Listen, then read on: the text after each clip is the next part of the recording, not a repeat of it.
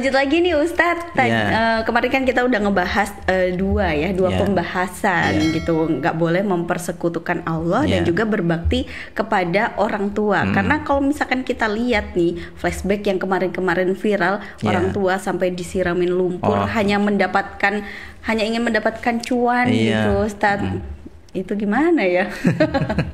Berarti apa ya? Mungkin kurang kuat gitu ya, kurang kuat ajarannya dan bisa juga terpengaruh oleh lingkungan ataupun juga media seperti itu. Nah, untuk cara yang selanjutnya Ustadz supaya menjadi ayah yang keren seperti apa? Baik, kita meniru sebagaimana Luqman Al-Hakim yang oleh Allah diabadikan dalam Al-Quran sampai ada nama surat yang namanya surat Luqman. Yang ketiga, nasihat beliau ini adalah hindarilah perbuatan dosa. Artinya perbuatan apapun itu Allah pasti membalasnya. Ini dalam surat Luqman ayat ke-16 Allah berfirman, "Ya bunayya, wahai anakku," kata Luqman Al-Hakim, "innaha intaku misqala habbatin min khardal." Sesungguhnya jika ada sesuatu perbuatan sebesar biji sawi, fatakun fi sokhrotin, dan dia berada dalam batu, au fis samawati, ada di langit, au fil ardi, ataupun ada di bumi, ya'ti bihallah, maka Allah akan mendatangkan balasannya. Innallaha latifun khabir, sesungguhnya Allah maha halus, maha teliti. Nah, Luqman Al-Hakim memberikan nasihat pada putranya bahwasanya setiap amalan yang kita lakukan itu pasti Allah akan membalasnya. Karena Allah itu memiliki sifat yang namanya Al-Hakim, artinya bijaksana. Allah itu tidak akan pernah mendolimi hambanya. Sehingga sedikit apapun amal baik, maka Allah pasti akan memberikan balasan kebaikan. Dan sekecil apapun perbuatan jahat, pasti Allah akan menghukumnya kalau Allah tidak mengampuni. Kalau Allah masih belum mengampuninya ketika di dunia, maka di akhirat dia akan disiksa. Tapi Allah itu maha pengampun. Selama orang berbuat salah, kemudian dia menyadari kesalahannya, kemudian mohon ampun pada Allah, taubat, tidak kembali pada perbuatannya, insya Allah Allah ampuni. Dan di akhirat kelak dihapus semua amal-amal yang tidak baik tadi. Jadi penanaman kesadaran ini, penanaman keimanan ini oleh Luqman Al-Hakim kepada putranya, yakni setiap perbuatan entah itu baik atau jelek pasti Allah akan membalasnya. Sehingga apa? Anak itu akan berhati-hati dalam berbuat. Nah, perbuatan itu bukan hanya termasuk lisan kita bicara, ini termasuk perbuatan. Kalau dalam bahasa itu kan yang namanya perbuatan kan anggota badan tangan, kaki, apa itu ya. Jadi termasuk lisan ini adalah perbuatan. Kenapa? Allah itu memberikan pahala zikir itu kalau lisannya gerak. Artinya perbuatan yang dimaksud perbuatan berzikir adalah dengan menggerakkan bibir. Misalnya baca tahlil, la ilaha illallah, la ilaha illallah, kan gerak nih. Tapi kalau cuma dalam hati, ya sudah, wallahu a'lam. Itu bukan termasuk perbuatan. Secara lahir bukan perbuatan. Oh, seperti itu. Jadi kalau misalkan kita mau zikiran itu harus diucapkan gitu ya. Namanya mengingat Allah itu dengan mengucapkan kalimat-kalimat thayyibah. Gitu. Jadi sekali lagi saya sampaikan berdasarkan firman Allah ini, sekecil apapun amalan kita, baik itu amalan kebaikan ataupun amalan dosa, pasti Allah membalasnya. Kalau tidak di dunia, pasti di akhirat. Nah, seperti itu yang harus kita terapkan juga ke anak-anak gitu ya Ustadz ya. Gimana caranya kita berbuat baik, karena sebaik apapun kita akan dibalas, ataupun juga kita berbuat jahat meskipun istilahnya kayak nggak ada yang lihat gitu ya. Tapi kan Allah maha melihat gitu ya Ustadz ya. Terutama untuk anak TK ya. Anak TK itu kan sebetulnya lebih mudah untuk memberikan contoh. Satu contoh, ada satu anak mengatakan atau mengejek temannya, ya kan? Hei, kamu jelek misalnya, seperti itu ya. Pasti yang dikatakan itu kan marah kan? Dia datang, dia nyubit kan? Atau paling tidak membalas dengan ucapan, apa? Yang jelek itu ya kamu juga jelek. Jadi ada adu gor. Nah, seperti itu ketika kita menyadarkan anak-anak. Seperti itu Allah itu akan memberikan balasan apapun yang kalian lakukan. Misalnya ada lagi anak yang baik, dia ngasih permen. Satu saat temannya yang dikasih ini dia ada perasaan untuk berbagi juga, mungkin bukan permen atau yang lain. Nah, seperti itulah Allah. Allah itu tidak akan pernah membiarkan hambanya menyia-nyiakan amalannya, entah itu jahat, entah itu baik, pasti dibalas. Nah, itu ditanamkan pada anak-anak gitu ya, dengan contoh-contoh seperti itu. Kalau misalnya usianya itu SMP, SMA yang sudah dewasa, itu lebih mudah lagi sebenarnya. Seperti yang tadi sampaikan, itu lebih mudah.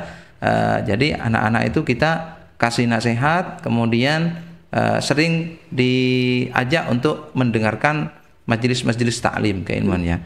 Nah, untuk yang orang yang sudah tua, gitu, misalnya kan orang itu meskipun tua kayak saya, kayak Mbak Kiki, itu kan sudah punya anak. Saya muda, saya muda. Saya harus tetap muda, Ustaz. Sudah punya anak, atau mungkin punya cucu. Saya sudah punya cucu, meskipun bukan dari anak kandung saya, tapi ponakan saya sudah nikah, dia punya anak, kan otomatis tuh cucu saya kan, gitu iya kan. Sih. Nah, saya belum. Nah, kalau menasehati anak yang sudah berumah tangga itu beda lagi caranya. Kita ajak sharing, bukan menasehati. Karena setiap orang tua itu pasti punya mental, artinya menjaga image-nya di depan anak-anaknya. Kan kalau misalnya di orang tuanya ketahuan, di depan anak-anaknya dia dikasih nasihat sama mbahnya, otomatis dia mentalnya sudah jatuh. Iya. Maka caranya ya sharing, kita tukar pendapat atau ngobrol-ngobrol apa gitu dengan suasana yang santai seperti itu. Jadi tetap terkontrol juga gitu ya, meskipun anaknya ini sudah dewasa seperti itu ya Ustadz ya. Nah, kalau tadi soal perbuatan nih ya, kalau zaman sekarang bukan hanya lisan aja tapi juga jempol Ustadz ya. Itu yang sering banget kadang komennya mungkin kurang baik, terus ujung-ujungnya bikin video minta maaf, klarifikasi. Nah, itu kan sebenarnya udah terjadi juga gitu ya balasannya. Ya seharusnya kan tidak melakukan itu. Kalau kamu melakukan itu, ya akhirnya bikin video klarifikasi dong. Karena zaman sekarang kan emang jempolmu apa ya, harimaumu gitu ya. Beda lagi. Oke, next Ustadz. Baik, yang keempat adalah hendaklah berbuat kebaikan. Ya, ini hampir sama dengan yang ketiga ya. Artinya, tapi fokusnya di sini adalah berbuat kebaikan. Sebagaimana Allah berfirman dalam surat Luqman ayat ke-17, "Ya bunayya, wahai anakku, aqimis shalah, tegakkan salat.